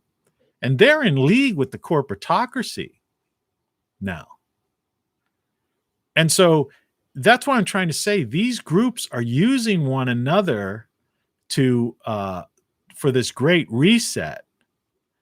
But each one on their own is like I described in the bank heist, diamond heist thing, where you had the fence, you had the safe cracker, and you had the guy with the plans and how to take out the alarm. And each one of the three individuals, And any of them could be any of them. And what happens is the guy who has in charge of, so the three of them are present at this, at the heist. And so the guy with the plans takes out the alarm. He's standing there next to the guy who's cracking the safe. And of course, the guy at the fence is there with his duffel bag, to put the diamonds in so he could fence them.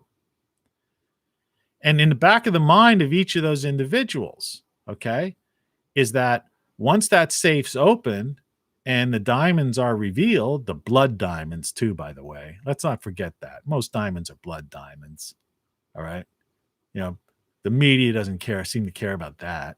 The media doesn't care that, like, of slave labor in China, right? People jumping off buildings, building iPhones, trying to commit suicide. What's going on in the African continent?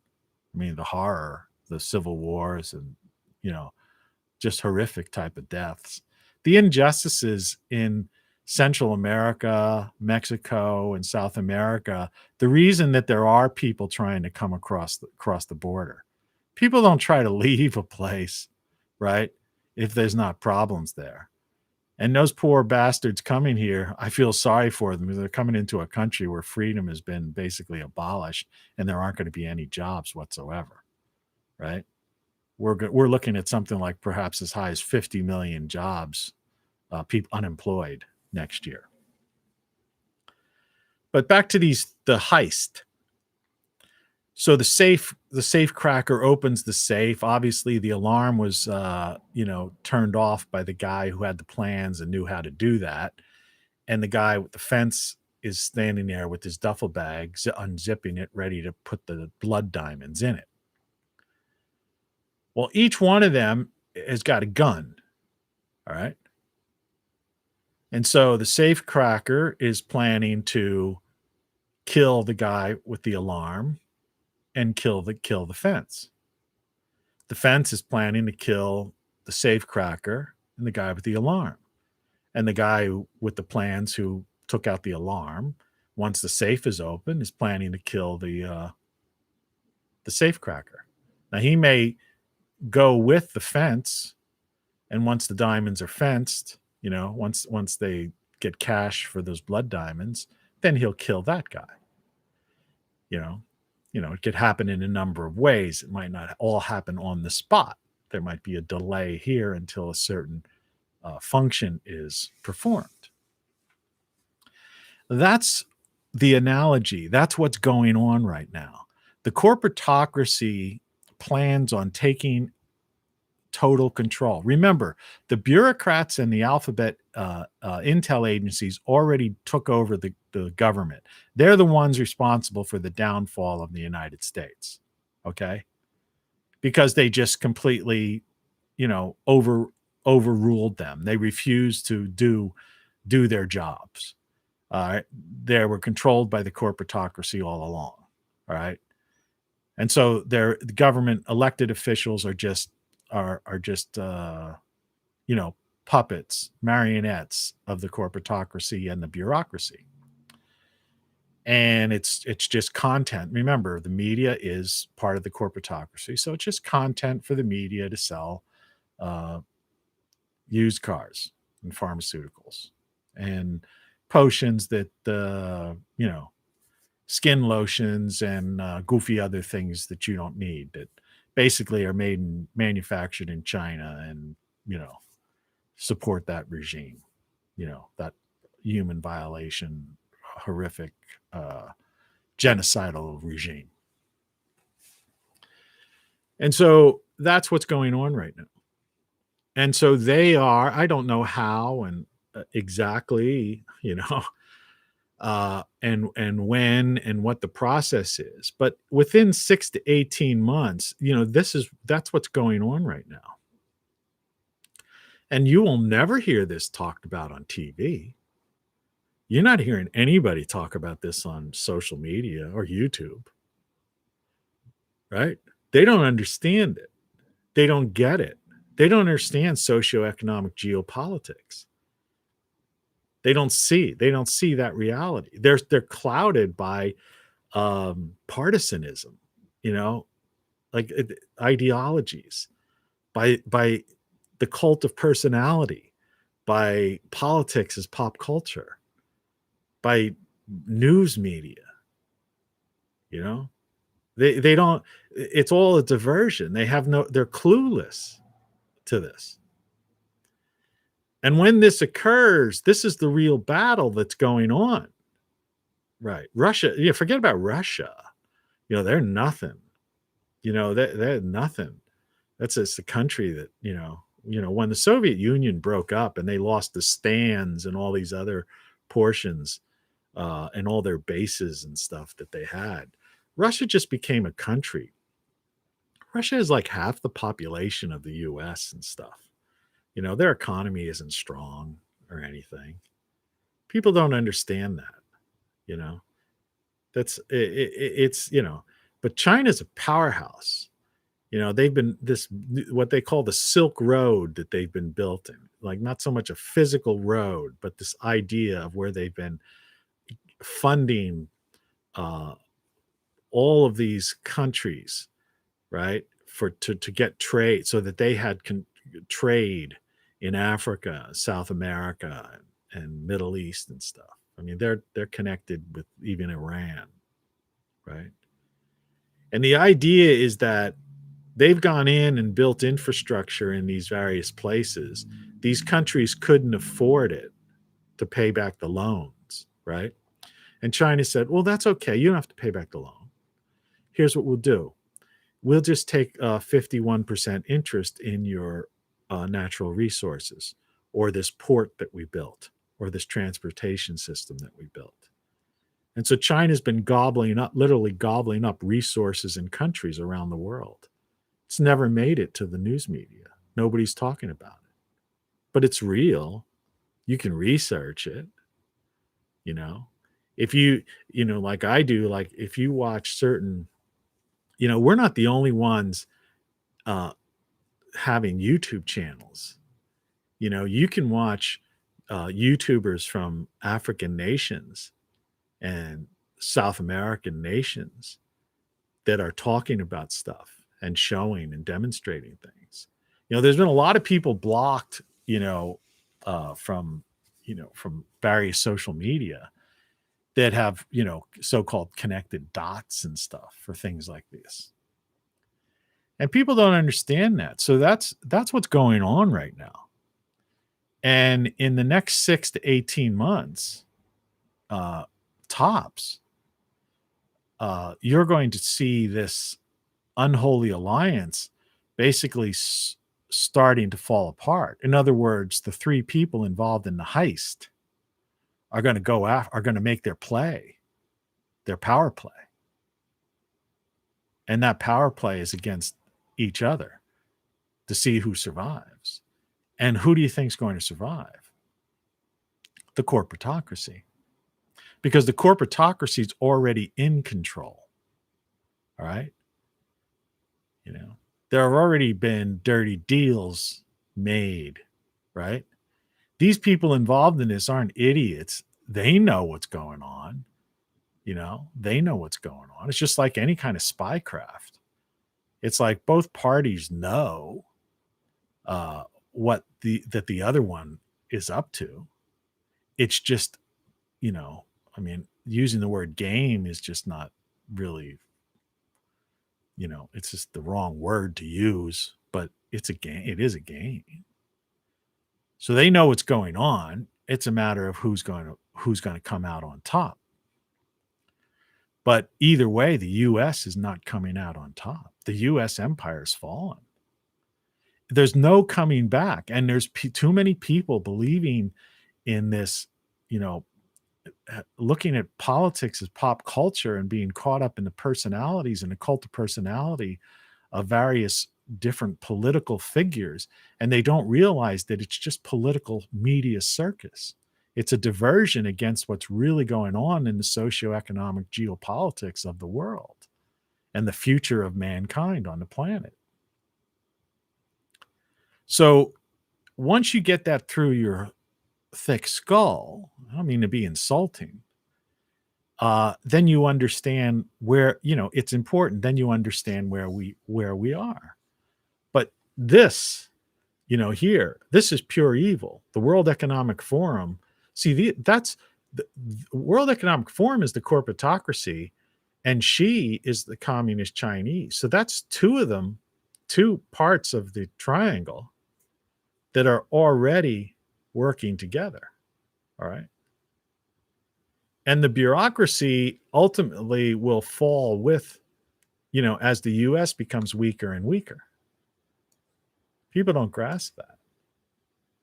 So, and people within the intel agencies, they don't, they think they've been doing this for a long time, so they don't think, they don't understand how their weakness, they don't understand what's going on.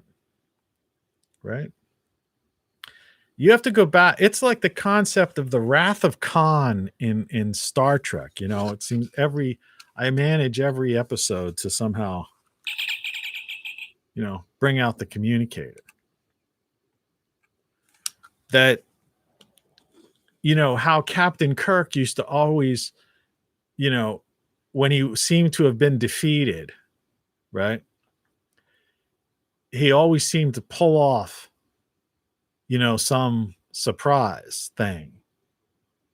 And then when the other one reacted and came back and then got him, then he seemed to always, he had enough, pulled off another one. You see? And that's the corporatocracy. That's not the CIA, the bureaucracy. Okay. All right. And that's not even the communist Chinese. The corporatocracy is when you see those thrillers and they take these spins and turns and twist and and finally, right? They're the ones that have it all figured out. Okay. And the corporatocracy, remember, they're already in control. If they did nothing more, they're already ruling the planet. They already control everything. Every aspect of your life. They have every bit of information, everything on you and everybody else.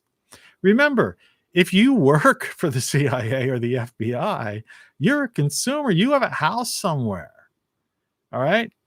You got a credit card. You got a wife. You got kids. All right. You shop online. You could have all these VPNs. You could try to mask yourself with your online presence and all this stuff. You can't hide from the corporatocracy. They are the all-seeing eye. It's not this conspiracy theory, Illuminati nonsense that these woo-woo people to make a buck on, who have hundreds of thousands of followers on YouTube and on other social media or whatever, that are just living, making hundreds of thousands, if not $1 million on social media, spouting out all this crazy talk. Sometimes they touch on some things that are true, but in the grand scheme of things, no. What they're not really getting into is the idea of what it's really going on and how it really works. So I just want to basically end on that. If you can see way back there, it says greatsolarstuff.com. Go there. If you get your $1,400 this weekend, I would get a solar panel. Remember, decentralization. Limit your exposure to the corporatocracy. Don't be this. Don't be afraid. And don't let them take away your fun. All right? Decentralization. Limit your exposure. All right? It's a sunny day. Spring is ahead here in the US of A. All right? That means you can have a good time and you can live a quality life. If you're stuck in these high-priced places where you're just paying for the location, get out of them. Ease yourself out of them. You got maybe 6 to 18 months to figure it out. Didn't take me that long to get to this place where I'm paying $200 for a mortgage, insurance, and taxes a month. $200 a month. Imagine that. It's a house, a detached house with a yard where I grow food. Just because you don't have to grow food, but I like gardening out there. All right, I got my own place. I can play loud music. I do whatever I can want to. I'm in a neighborhood. I can walk to the grocery store today if I want to. All right. I could order a takeout pizza, go up to a convenience store, go to a bar, have a doctor's office next door. All right. All right. I can do whatever I want to, but I'm only paying $200 a month. All right. I bet you're not. I'm broadcasting live. I got all this equipment, right? And I have these things, and I'm trying to push these things to help you. Okay. Get one of these things. It costs like $35 or something like that. You know, if you would have had one of these in Texas, all right, you would have like It was 37 degrees. The dew point 18. known the weather, known how long the storm was going to last, what was going on. All right. Your power was out. You would have had lighting. You would have had a reading light. You could put the solar, this kind of solar stuff doesn't need super bright like sunlight. Just daylight. Could have charged this. You would have had a reading light at night. Listen to music if you wanted to. Okay? Do whatever you wanted to do. All right? And it's not big. A woman could fit it in one, these women have these oversized purses. But it's got one of these things, you could just hang it on something. You could put it in the glove compartment of your car. And you need to emergency recharge your cell phone. It's got that capability to recharge your cell phone. You can get a solar panel that does that. Or you can get those portable things. But I mean, you've got to get to the point. My cat is crying for no reason whatsoever because I'm talking to a TV screen. But anyway, so I'm basically coming up on the end of this thing. And the idea here is you have to go look out at the sun or something. Sunny day. Listen to my music. The essential beat poetry of Tony Caravan. I know this is a crazy thing, but this is why I do this. I'm not monetized. My latest book, Codex. It's a great book. Consider getting it. I mean, I highly advise getting it. You can see I'm setting this on my Everything You Know Is Wrong shirt. And over there on the side, I'll move this chair just right. I've got the Then What shirt. And of course, there's the other shirt. You don't know what you don't know. So, that's pretty much it. That's life. And I think this was a pretty good flow of consciousness. So don't let them tell you no fun allowed. You can have fun. You've got 5 senses and you've got a creative mind. Okay. So because you have creativity built into you, all right, you can see my doppelganger in the background. So because that's how I do that. I basically am mirroring my TV over there. But that's annoying. So you could just turn off the TV. Because I don't have TV, regular TV. I just have TV that hooked up to my whatever. So that's that. Good morning. Have a great good morning. Enjoy the Sunday. I'll see you tomorrow. It's another week. Let's hope, excuse me. Let's look forward to getting our $1,400. Spend it wisely. Don't waste and squander your money. Plan to live a free life. All right. And to be, like I said, as detached as much as possible from them, but it doesn't mean your quality of life has to sink. When I reduced my costs to buy this cheap house, all right, which took me a while to find, but they're out there. Like I told you, there was another one that was available in the corner just 2 doors down from me. And there's some other ones on this street. But, they're all over America in every state. Just make sure it's a state where, you don't have some authoritarian rule where they've got high taxes, where you're paying a premium for high crime and high taxes. And that's the problem. And that you're going to, and I don't like the expression, but I'm using it, where you're going to be fish in a barrel, because that's what this whole idea is. That they want people concentrated in these areas so that they can control them and manipulate them. And so the further you get out, to move to the outskirts of town, and I don't mean the suburbs, because they control the suburbs. And besides, the suburbs, you got to get in a car in half these suburbs to do anything you want to. You got to drive. You want to get to someplace like I am, you can walk to the supermarket, do things. I have every amenity you have, guaranteed. I lived in New York City. I've said this 1,000 times. I lived in LA. I lived in New York. I lived in DC. I lived in Philly. Lived and worked in all those places. I lived and worked in Capitol Hill. Lived and worked in Manhattan, the Upper West Side, Columbia. I was in the entertainment business and out in LA. Lived in Malibu for a while. Also lived on Sunset Boulevard. Lived in Beverly Hills when I first got out there. And the idea is that you don't have to reduce your quality of life. I don't feel as if my quality of life is any more reduced than it was when I lived in Malibu or New York City. But I'm glad I'm out of New York City. All right. And so you just have to think about things. What are your priorities? Your priorities are your five senses. All right.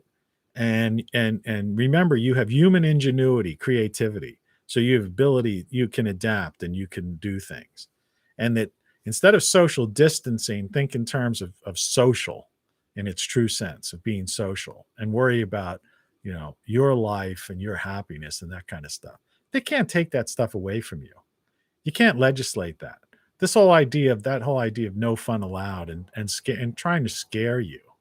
It's like I said, the only thing we have to fear is fear itself. Yeah, is fear itself.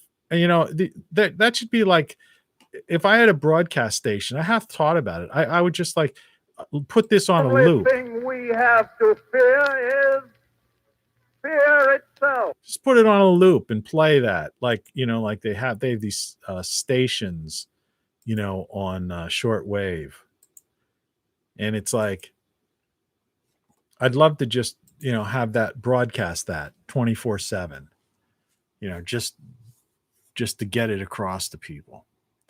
Well, anyway, thanks for watching. This was just a flow of consciousness. Some of the same old topics were discussed, but I think I got my point across, and I hope I did.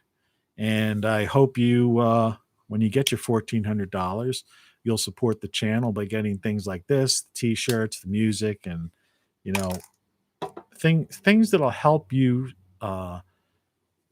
be independent and survive. And even if that just means surviving the tornado season, the hurricane season that comes after that, and then after that we have the winter storm season, so that there's always some kind of threat that you could lose your power, the power grid goes down, so why not have a solar panel and a portable power pack? Why not have a weather radio, flashlight, solar chargeable that could charge your cell phone? Why not wear, one of these, shirts that, subtly make people think without like being something blatant in their eyes. The idea, then what, ? That's an answer to the people with the thing. I want this, I want that, or we'll get this, we'll get that. And that's just something to make people think. That's like my book is about, the hard problem of consciousness and stuff. It's like, then what? You don't know what you don't know. Everything you know is wrong. They're thought-provoking type of things. And then, of course, I've got the morning show mugs that are coming out and things like that. But anyway, thanks again for watching. Have a great rest of your weekend. I hope this week's good for you. We still got some cold weather coming in. So we'll have to deal with that for the next couple of weeks. But better days ahead. But better days ahead are basically in your head. It's where you, how you think and how you perceive the world. Don't perceive the world, in a state of fear. Don't say I can't have fun because they're trying to restrict you, right? Use your human ingenuity to get around, the games that they're playing, the head games, the mind games, right? The corporatocracy is only powerful if they want, it's like they almost want it, they're like God, small g. They want you to worship them, right? Like the politicians used to, the cult of personality. But like I said, give up on that political thing. Anybody on Twitter and places like that, you're just wasting your time, man. There, why are you doing that? Why are you arguing back and forth? There is not, that part. Western civilization's fallen. The U.S. is a disunited states. It's gone. The empire's gone. Geographically, it's here. Remember, Rome fell, Italy survived. You could still go to Tuscany and get some good food, and there's some nice houses there, right? Go to Naples, right? Okay, there's some wine. I like some Italian wines, right? But there's no Roman Empire anymore. Okay. So it's not the end of the world. All right. And that's the thing. And that's why I don't like these fear mongers. And I don't like these other people on YouTube and Twitter and stuff who, whatever. Yes, dystopia is here. That's what they're ushering in, dystopia. But it's how you survive dystopia. And whether or not you survive it with a quality of life as good as it is right now, or even better.